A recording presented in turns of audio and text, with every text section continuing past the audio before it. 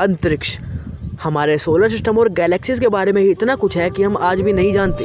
हमारे अपने solar system को ही हम पूरी तरह से खोज या समझ नहीं सके हैं। अंतरिक्ष के बारे में वैज्ञानिकों का ज्ञान विकसित हो रहा है। हालांकि साइंटिस्ट इसी तलाश में रहते हैं कि वो यूनिवर्स को एक्सप्लोर कर पाएं। लेकिन शायद यूनिवर्स के पीछे कोई अनजान शक्ति काम कर रही है जो हमें इसे समझने नहीं देती। तो आज की वीडियो में हम जानेंगे 10 ऐसे स्पेस फैक्ट्स जो अभी भी मिस्ट्री बने हुए हैं और जिन्हें सोल्व कर पाना बहुत ही मुश्किल है। तो वीडियो को लास्ट तक देखना, क्या पता इनमें से किसी का जवाब आप ढूंढ लें। नंबर 1, क्या पृथ्वी के सिवा कहीं और भी जीवन मौजूद है? साइंटिस्ट के अकॉर्डिंग आज पृथ्वी पर लाइफ बहुत ही मुश्किलों के बाद खुद को स्टेबल कर पाई है। यूनिवर्स में लगभग 100 बिलियन गैलेक्सीज हैं, जिनमें से हर एक में करीब 10 बिलियन स्टार्स मौजूद हैं और इनमें से कई स्टार्स के पास अपने प्लैनेट्स मौजूद हैं। अगर हम ये मान के भी चले कि हर बिलियन में से सिर्फ एक प्लेनेट पर जीवन संभव है, तब भी इस यूनिवर्स में ऐसे 1 बिलियन प्लैनेट्स होंगे जिन पर लाइफ पॉसिबल होगी। हाँ, पर पृथ्वी के सिवा कहीं और जीवन हो सकता है, इसका एक्यूरेट जवाब तो हम तभी दे पाएंगे जब हमारे साइंटिस्ट किसी प्लेनेट पर लाइफ ढूंढ ले। नंबर 2, यूनिवर्स का अंत कैसे होगा? जो जन्म लेता है उसका मरना निश्चित है। प्लैनेट्स भी नष्ट होते हैं, स्टार्स फटते हैं और ब्लैक होल भी एक दिन इवोपरेट हो जाते हैं। पर क्या यूनिवर्स कभी खत्म होगा या ये हमेशा जीता रहेगा? दरअसल यूनिवर्स के एक्सपेंशन को एक मिस्टीरियस एनर्जी रेगुलेट कर रही है, जिसे डार्क एनर्जी का नाम दिया गया है। एस्ट्रोनॉमर्स का मानना है कि यूनिवर्स का एक्सपेंशन कभी भी स्लो नहीं होगा, लेकिन फिजिक्स के लॉ के हिसाब से जो जन्म लेता है उसका मरना भी निश्चित है। और एक थ्योरी है बिग रिप, जो कहती है कि यूनिवर्स ऐसे ही एक्सपेंड होता रहेगा और एक टाइम पे ये एक्सपेंशन इतना हो जाएगा, प्लैनेट्स और गैलेक्सीज तो छोड़ो, एटम्स ही एक्सपेंड होने लगेंगे और एक दूसरे से दूर होने लगेंगे और ऐसे ही हमारे यूनिवर्स का एंड हो जाएगा। अब इसमें कितनी सच्चाई है ये तो अभी मिस्ट्री बनी हुई है। आप अपनी राय कमेंट कर देना। 3, बिग बैंग के होने का क्या कारण था? दोस्तों, बहुत ही फेमस क्वेश्चन है जो सभी स्पेस लवर्स के दिमाग में आता है, तो उसका जवाब सुन के जाइए। साइंटिस्ट के अकॉर्डिंग बिग बैंग से पहले सिंगुलैरिटी थी, सिर्फ एक पॉइंट साइज ऑब्जेक्ट जिसमें किसी केमिकल रिएक्शन या रहस्यमय कारण से एक अचानक से ब्लास्ट हुआ और यूनिवर्स अस्तित्व में आया। लेकिन इस धमाके के असली कारण क्या था, इसका जवाब तो अभी किसी के पास नहीं है, पर शायद हमारी वैदिक थ्योरी इसका आंसर दे सकती है।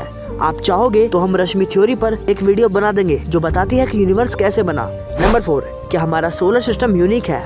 1990s के टाइम हमारे साइंटिस्ट और एस्ट्रोनॉमर्स के पास दूसरे सोलर सिस्टम के बारे में जानकारी नहीं थी, जिसके कारण हम ऐसे किसी भी स्टार को नहीं जानते थे जिसके चारों ओर प्लैनेट रिवॉल्व कर रहे हो। तब इस हिसाब से हमारा सोलर सिस्टम बहुत ही यूनिक था और आज भी हमारा सोलर सिस्टम काफी यूनिक है, क्योंकि हर सोलर सिस्टम के बनने की अपनी अलग कंडीशन होती है, जिसके चलते सभी सोलर सिस्टम में कुछ ना कुछ यूनिकनेस तो होती है, क्योंकि इंसान एक दूसरे को कॉपी कर सकते हैं बट नेचर नहीं।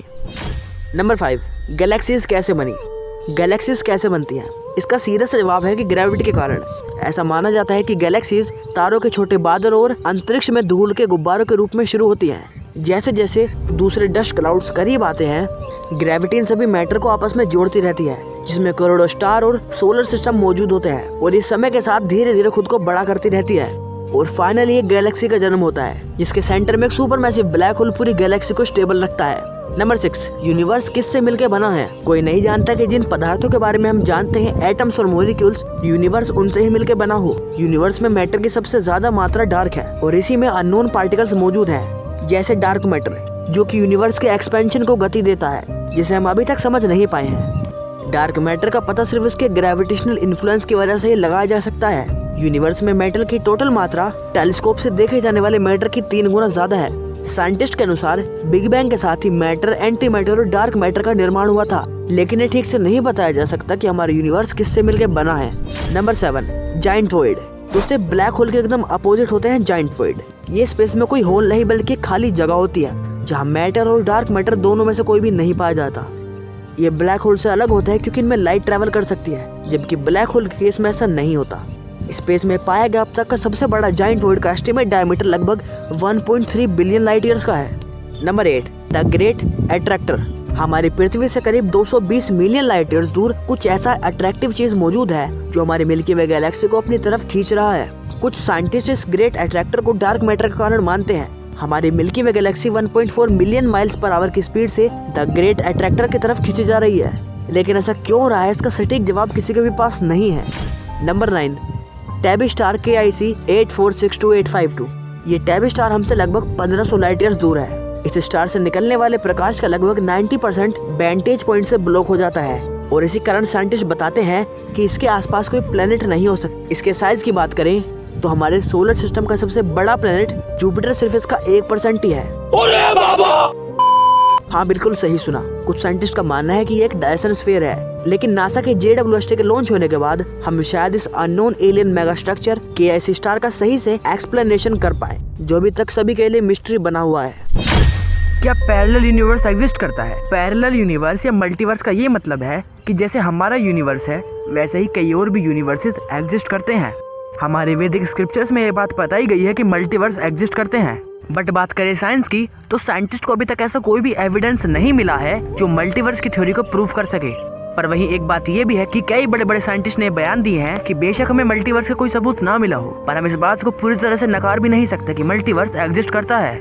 एक रिसर्च के अकॉर्डिंग हमारा यूनिवर्स 92 बिलियन लाइट ईयर्स तक एक्सपेंड हो चुका है, तो हम किसी भी बड़े से बड़े टेलीस्कोप से भी हमारे इस 92 बिलियन लाइट ईयर्स के ऑब्जर्वेबल यूनिवर्स के बाहर नहीं देख सकते। अब जब हम इस 92 बिलियन लाइट ईयर्स वाले ऑब्जर्वेबल यूनिवर्स से बाहर देख ही नहीं सकते एट प्रेजेंट, तो हम मल्टीवर्स या पैरेलल यूनिवर्स को डायरेक्टली देख लें ये तो पॉसिबल नहीं है। अब बहुत सारी चीजें ऐसी हैं जो कि हमारे इंसानी दिमाग से परे की हैं, जैसे कि हम ये नहीं सोच सकते कि यूनिवर्स का एंड यानी कि एज कैसा होगा, वैसे ही मल्टीवर्स कैसा होगा या फिर दूसरा यूनिवर्स कहाँ से शुरू होता होगा, हम इस चीज को इमेजिन या समझ नहीं सकते। हम सिर्फ इसे हाइपोथेटिकली दिखा सकते हैं। अगर इन मिस्टीरियस क्वेश्चन में से किसी का भी जवाब आपके पास हो तो हमें कमेंट में जरूर बताना। वीडियो पसंद आई हो तो लाइक करके अपने दोस्तों के साथ शेयर करना। हम ऐसी इंटरेस्टिंग वीडियोस आपके लिए लाते रहेंगे, तो सब्सक्राइब करके बेल नोटिफिकेशन ऑन कर देना।